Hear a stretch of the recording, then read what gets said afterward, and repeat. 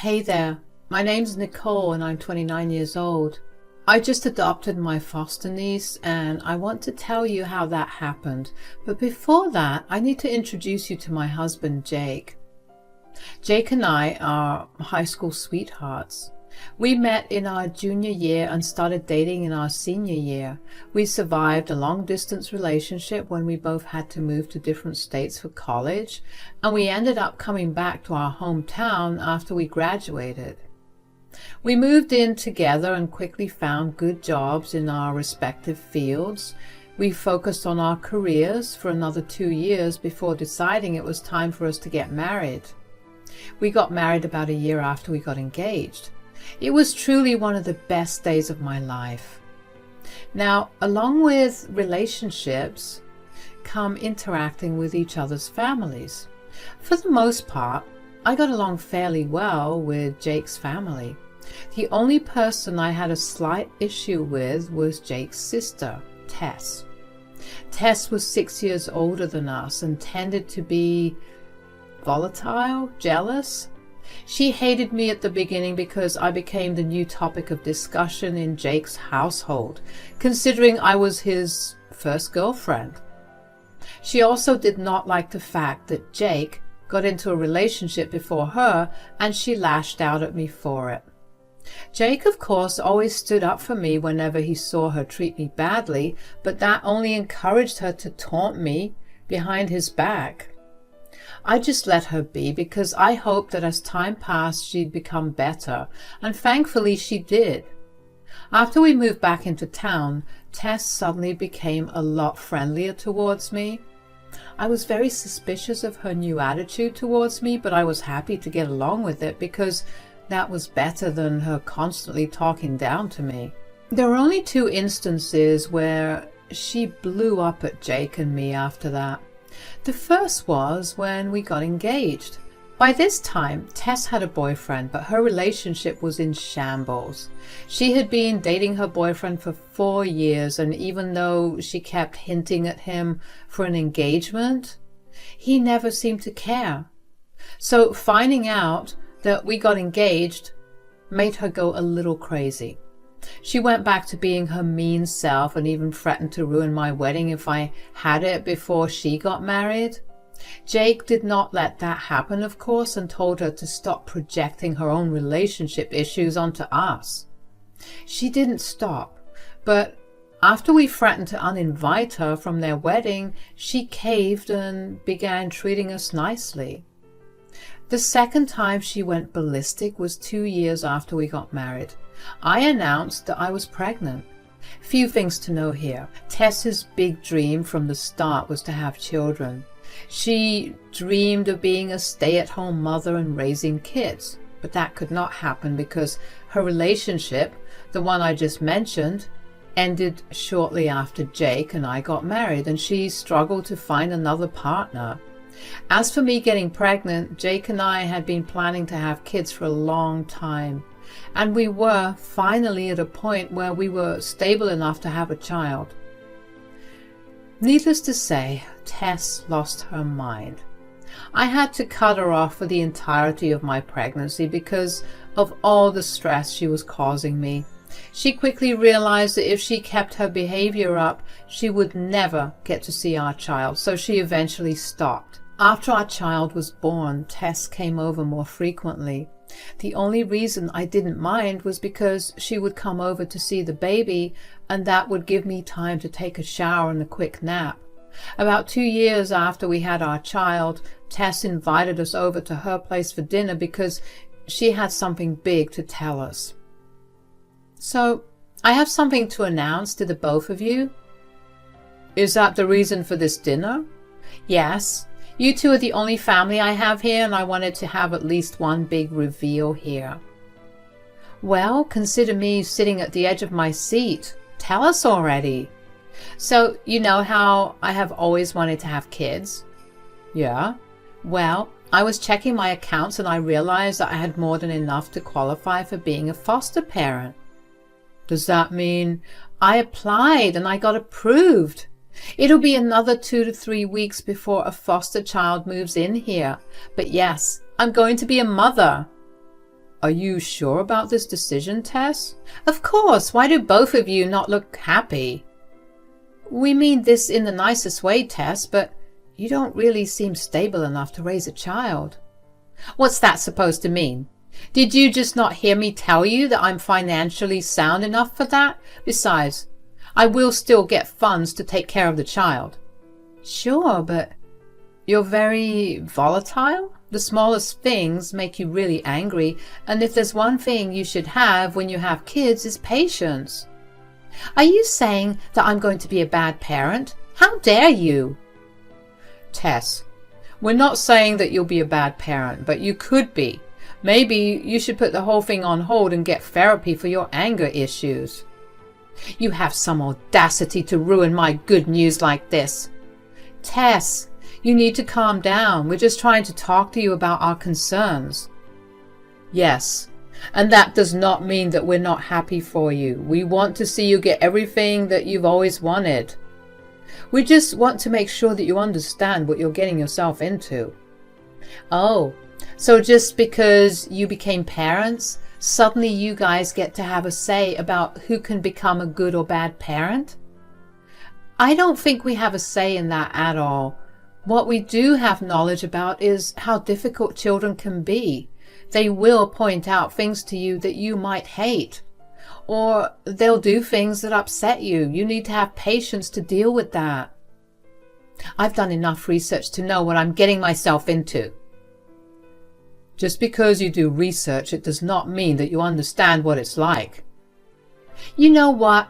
I do not want you in my sight until you apologize. I'm doing exactly what I want, and you cannot stop me. Get out of my house. I'm so sorry for hurting you, Tess, but please just think about our concerns too. Get out, now. Jake and I walked out of Tess's house in a daze of confusion. I was happy for her. I really was, but at the same time I had witnessed firsthand how volatile she could be. There were times when she would revert back to her old self out of the blue, only because I would be able to get things that she had always wanted, like a designer bag or even concert tickets. If I didn't have a child of my own, I wouldn't have batted an eyelid at any of my concerns, but I know just how much of a handful they are. They require constant care, and you always have to put them first no matter how you feel. That was something I knew that Tess struggled with, clearly. I didn't want her to hurt a child in any way, but I knew that it would be inevitable.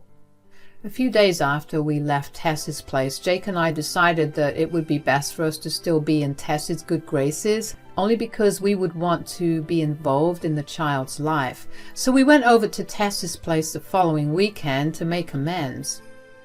What do you two want? Hi, Tess. How are you? Why do you care? Oh, wait. Is that too angry for you? We came here to simply apologize. We really did not mean to hurt your feelings. Do you know what it feels like to have your own family tell you that you're incapable of doing the one thing you've wanted to do all your life? I can't imagine it being nice. Well, I lived through it, and I can tell you that it was definitely not nice. We're sorry, Tess. In our minds, we were simply expressing our concerns, but we never stopped to think about how you would feel. Please don't cut contact with us. We want to be with you as you enter a new phase in your life. And you won't bring up my shortcomings and throw them in my face again? Absolutely not. Okay then, come on in. I have some big news for the two of you. Is this going to be a pattern every time we come over? You have some big news for us, and honestly, that sounds very nice. Oh, I don't know about next time, but this is an update to the news that I gave you last time. Oh, what is it? I'll have a foster child moving in with me this Monday. What? That's great. Is it a boy or a girl? It is a girl, and her name is Allison. That's a lovely name. How old is she? Thankfully, she's old enough for me to not be kept up all night. She's 12 years old, and she'll be staying with me for a year. That's really nice. I can't wait to meet her. Me too. Do you think I need to buy some things for her? Well, how about I drop by this weekend and we can refurnish your extra bedroom for Allison? Really? You'd help me like that? Well, we did make you feel really bad last time, and this is the least we could do to help you out. Thanks, guys. I was nervous about the big change in Tess's life, but I was sure that I was going to be a part of whatever was going to happen. I was ready to do whatever I needed in order to make sure that the kid would not be harmed by Tess in any capacity. Jake and I spent the weekend helping Tess redecorate her spare room for Allison, and that Monday we finally got to meet Allison. Allison was a lovely girl, and she seemed very well mannered. While talking to her, we happened to learn that both of us had the same favorite author and favorite series. We spoke for a long time, and I knew that we had formed a pretty good connection. So it came as no surprise that Tess would often drop Allison over at my place for me to babysit her.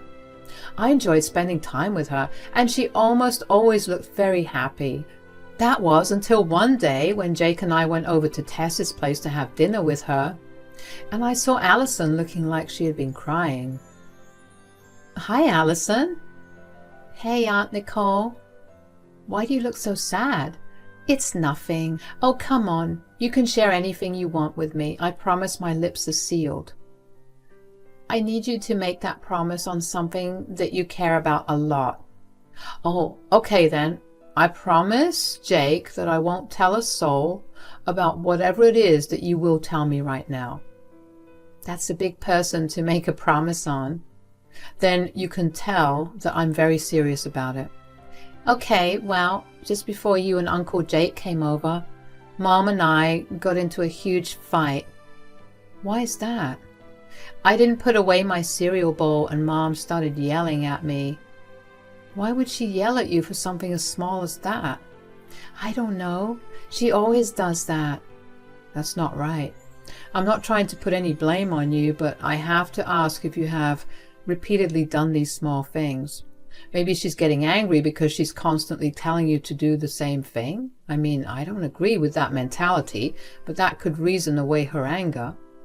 "Not really. She's been this way since day one. I remember on most days to do these things, but sometimes she makes me do another thing in the middle and then yells at me because I didn't clean up my previous task.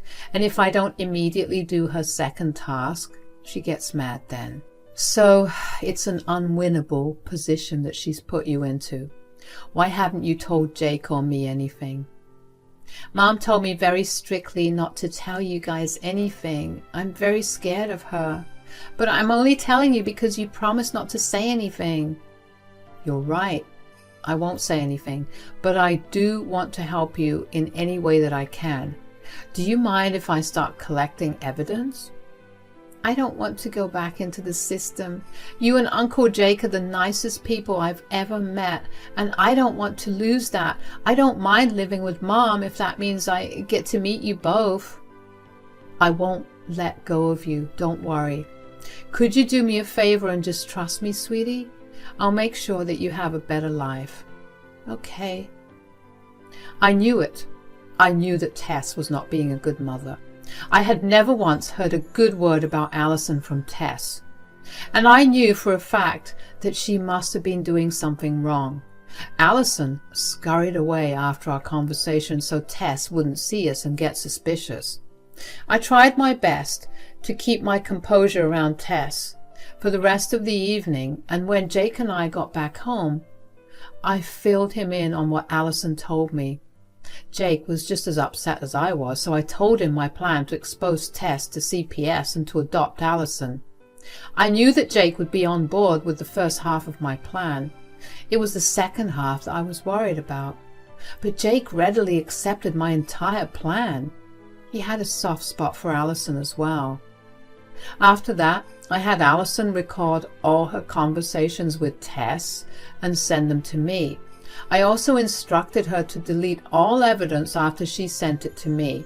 I did not know if Tess snooped through Allison's phone, but I wasn't taking any chances. Over the next 2 months, I collected a large amount of evidence against Tess. I received videos and audio recordings almost every day.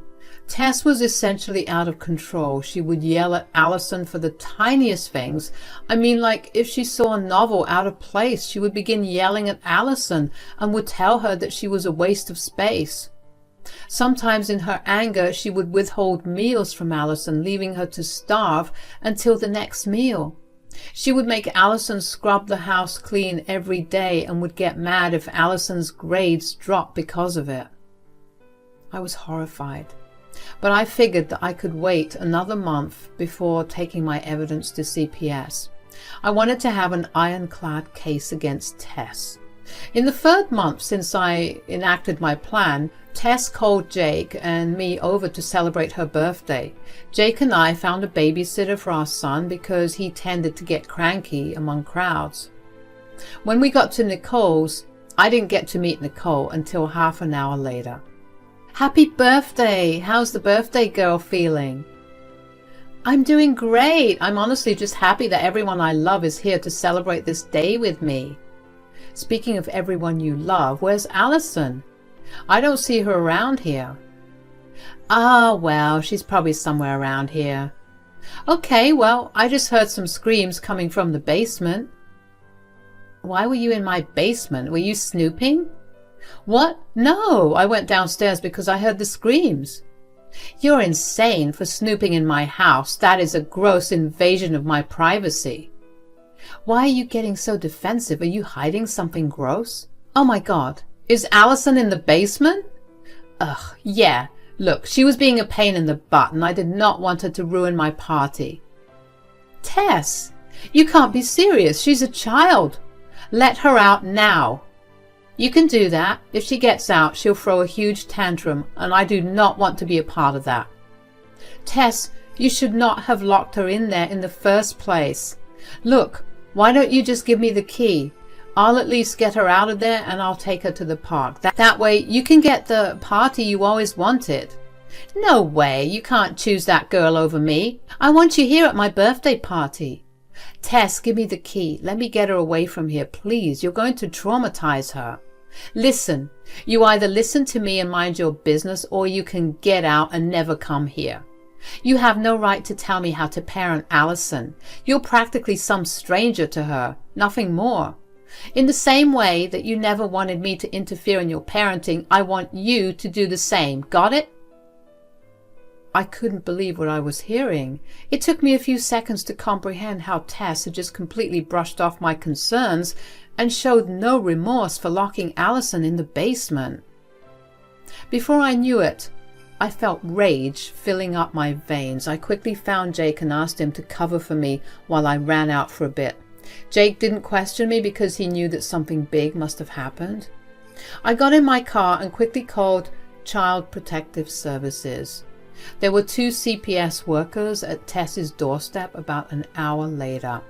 When they arrived, I gave them a copy of the file that I had collected on Tess's poor parenting and let them walk into Tess's home.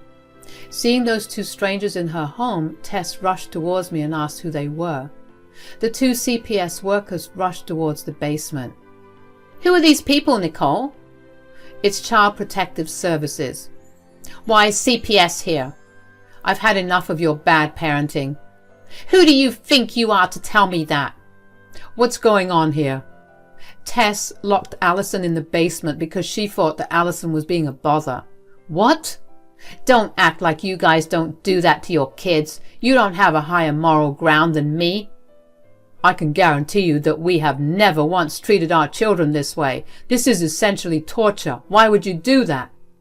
Who cares about that? Your stupid wife violated my privacy. I'm going to suffer because of her. You think CPS would storm into your house this way because of only one isolated incident?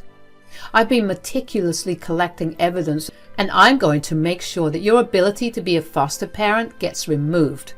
How dare you? Do you think this is what is best for Allison? Of course, because Jake and I are going to adopt her. She deserves better than this. Oh my God, is this what this is all about? What are you talking about? You are trying to steal my child. You already have 2 children. If you want more, you can create more. Why are you destroying my only dream? You are clearly not capable of handling your dream in the right way. We warned you before you became a foster parent. You don't realize how even the minutest of your reactions can have the biggest of impacts on a child. You're unhinged, and you need to be put in your place. You are going to ruin my life. If that's what it will take for you to learn to be a better person, then you should deal with it. Before Tess could yell anymore, the CPS workers approached me, and so did Allison. She had tears running down her face as she ran towards me and gave me the biggest hug. I held her close to me and left Nicole's house. After a brief conversation with CPS workers, I was granted temporary custody of Allison until the adoption papers went through. Allison and I left for home. What happened next was told to me by Jake when he got back home. The CPS workers went back in and had a word with Nicole. They told her that what she had done today was a gross violation of Allison's rights. Not to mention she had severely neglected Allison. She was charged with as much and was told that she would soon receive a summons to court to decide what her punishment would be. Tess had a breakdown and would not stop blaming me for ruining her life. But Jake was not going to stand for that. He told her that she was the reason for everything that was happening. Tess did not take that lightly, and she kept yelling at him for even getting married to me. After that, everyone slowly left the party. Tess sent me a bunch of nasty texts about ruining her birthday. I ignored her because my sole focus was on making sure that she was doing okay. Thankfully, Allison calmed down after we got to my place. I made her a sandwich, which she devoured, and she promptly fell asleep. All that crying and screaming must have tired her out. A few weeks later, I was able to legally adopt Allison, and I was super happy that I got to save her from Tess's nasty hands. As for Tess, she was served with papers to appear in court about a week after her birthday. She appeared before court, and after a few weeks of reviewing the case, the judge declared that not only had she grossly neglected Allison, but she had also endangered her. He ordered her to pay a fine of $5,000 and ruled that she was unfit to be a foster mother ever again. She would have gone to jail, but she argued that she had mental issues that resulted in her being a poor mother. Needless to say, all of Tess's friends and family left her when they found out what she had done to Allison. Tess kept trying to call me and kept texting me to let me know that I was a horrible person for stealing her life's dream from her. Seeing Tess's name pop up on my phone so often made my blood boil, so I did what was best for me and blocked her. I made sure to change Allison's school so Tess could not reach out to her. And for the next few months, I made sure to go with Allison wherever she went because I was worried that Tess would try to corner her. Thankfully, Tess moved away and stopped contacting either Jake or me. We were just glad that we did not have to deal with Tess anymore. Things are going well with us, and Allison is living happily with us. She and my son have been getting along really well, and nothing brings me more joy than to see the both of them interact. Thank you for listening.